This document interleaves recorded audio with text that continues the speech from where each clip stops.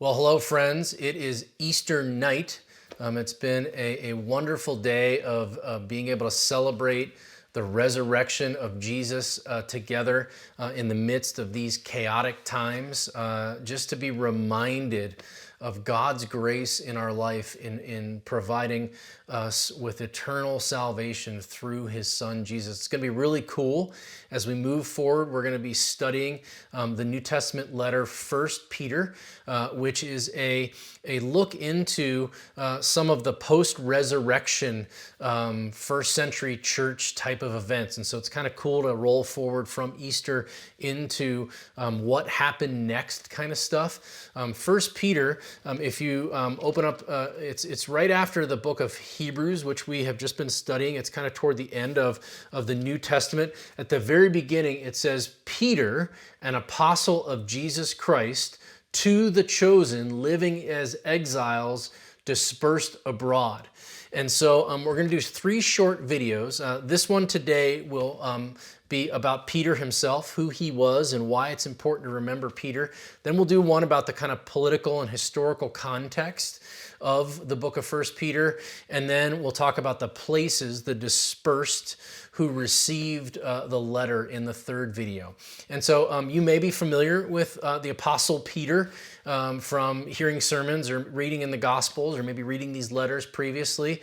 Peter was born in northern Israel. If his life had kind of kept with the typical trajectory, Peter would have lived his whole life around the Sea of Galilee. He would have been in the family business. His family would have traveled back and forth to Jerusalem for the festivals, and he would have, raised his own family, and that would have just been kind of the way his life would have gone. But it was interrupted in a very powerful way by an encounter with Jesus. Jesus invites Peter to become one of his followers, and Peter accepts that invitation, and his life is never the same. He spends 3 full years going everywhere that Jesus goes. And you maybe are familiar with some of the specific stories about how Peter would speak before he thought, or he would do these really impulsive actions. He was known for kind of being a little bit erratic, a little bit kind of the disciple who would put his foot in his mouth.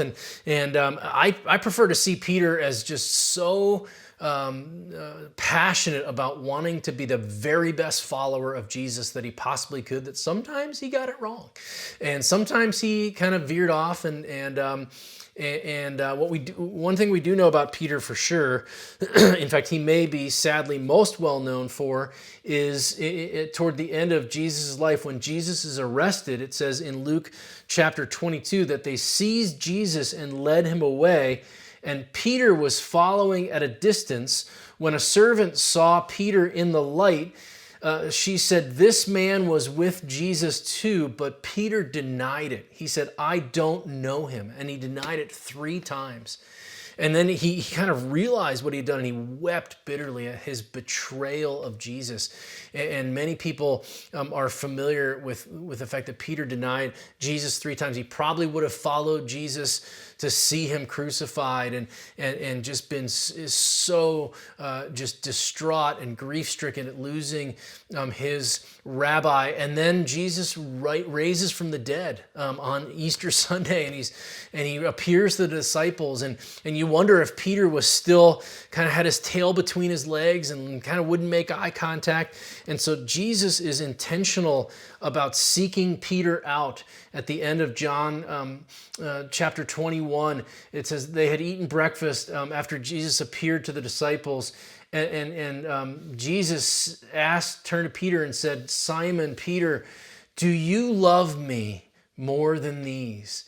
And he asked him that 3 times, and 3 times Peter said, "Yes, I love you. I love you. I love you, Jesus." And Jesus said, "Okay, go feed my sheep. Go tend to my people." And that's exactly what Peter did. That's where he gets that title, apostle. An apostle is one who was sent.